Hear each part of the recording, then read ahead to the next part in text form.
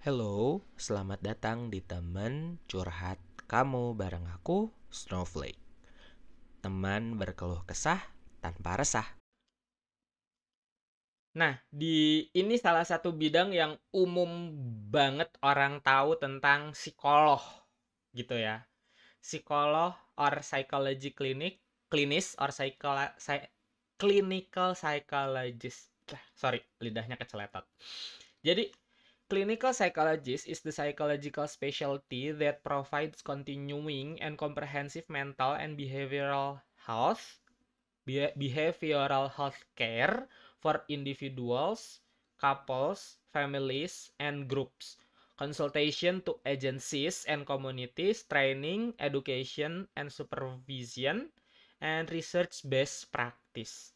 Jadi, pada akhirnya ya, dua hal nih yang menurut aku perlu digarisbawahi dari seorang psikolog klinis gitu ya. Karena ini harus magister profesi. Baru nanti kamu punya apa namanya? Ini ada lalat. Punya punya izin di Indonesia namanya SIPP, Surat Izin Praktek Psikologi. Surat Izin Praktek Psikologi. Yang nanti di sini tuh bikin kamu bisa buka kedai atau buka praktek gitu loh. Tapi yang mau aku bahas di sini adalah dua hal ini nih.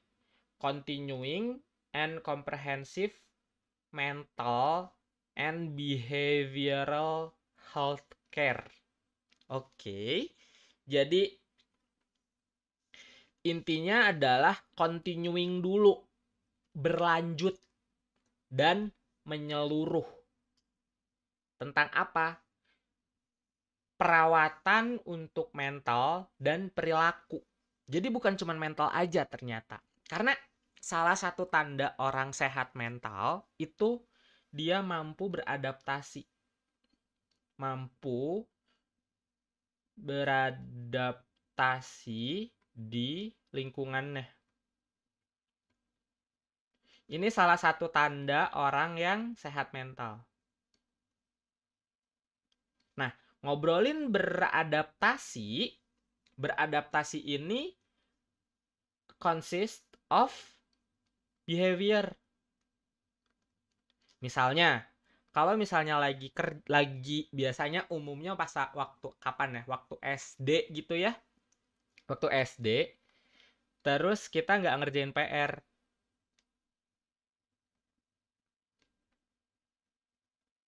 gitu ya. Misalnya gini, kita waktu SD nggak ngerjain PR. Biasanya tiap anak yang nggak ngerjain PR itu ada dua karakternya. Ada yang tiis, culas, bodoh amat mau ngerjain PR atau enggak. Tapi ada juga yang buru-buru sampai kayak minta nyontek ke temen yang pinter. Dan kalau nggak dikasih sama temen yang pinter itu, temen yang pinter itu dijauhin. Karena biasanya yang pinter nggak jago sosial, tapi yang sosial nggak jago belajar. Jadi ya begitulah dinamika waktu sekolah gitu kan. Nah, tapi regardless of that, pada akhirnya kedua perilaku itu menuju ke hal yang sama, yaitu PR-nya pengen selesai. PR-nya pengen selesai. Sekalipun anaknya yang tahu bahwa kayaknya PR gue nggak akan, ya udah deh, pasrah aja deh, nggak akan keburu juga ngerjainnya karena datangnya udah telat. Tapi basicnya dia pengen PR-nya selesai gitu. Nah, it's a normal thing. Yang pada akhirnya itu adalah kemampuan kita untuk beradaptasi. Ketika nanti diomelin guru karena nggak ngerjain PR, nah disitulah kemampuan adaptasi setiap anak dilihat.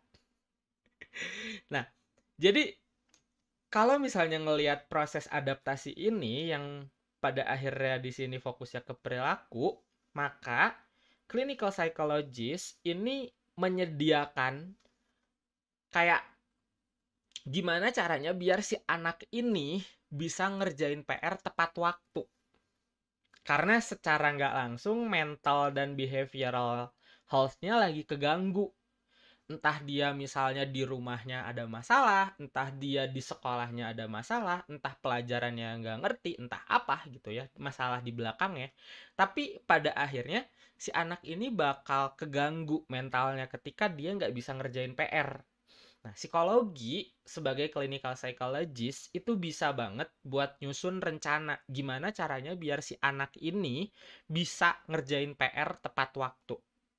Caranya of course nanti ada aturannya lagi. Apakah nanti kamu nggak boleh nyontek tapi kamu harus ngerjain PR di malam sebelumnya, atau misalnya pas PR-nya ada nyampe rumah terus kamu langsung kerjain baru boleh main, atau apa gitu ya. Nah, itu kerjaan clinical psychologist.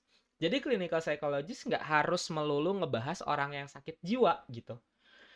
Tapi memang fokusnya ngebahas orang yang sakit jiwa. Cuman untuk mengobati orang yang sakit jiwa, orang yang memang sakit secara mental gitu ya, orang dengan gangguan jiwa, biasanya clinical psychologist ini butuh waktu yang cukup lama untuk proses penyembuhannya. Jadi basically clinical psychology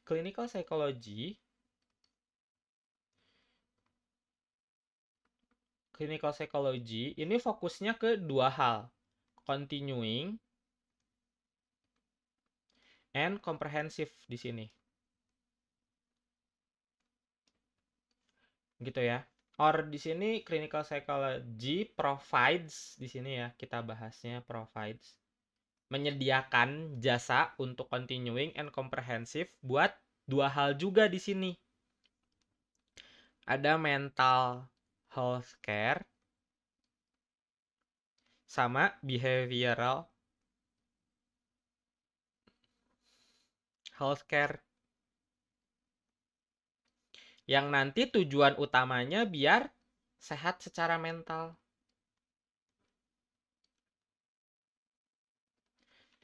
Objektifnya adalah ini, sehat secara mental. Tapi caranya ya ada dua sisi, ada dua aspek gitu loh. Bisa ngobatin atau mengolah mentalnya atau mengolah perilakunya. Yang jelas prinsipnya dua ini. Ada berlanjut dan ada menyeluruh. Agar orang itu bisa kembali sehat mental. Kalau ditarik ke kasus anak tadi yang nggak bisa ngerjain PR tepat waktu, itu pada akhirnya si psikolog klinisnya ini mengajarkan gitu loh, skill-skill apa aja yang dibutuhin biar si anak ini bisa nyelesain PR tepat waktu.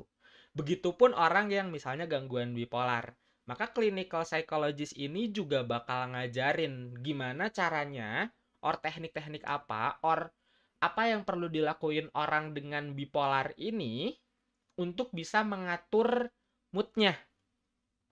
Meskipun kalau bipolar tetap harus ada bantuan psychiatry ya untuk kontrol mood based on obat.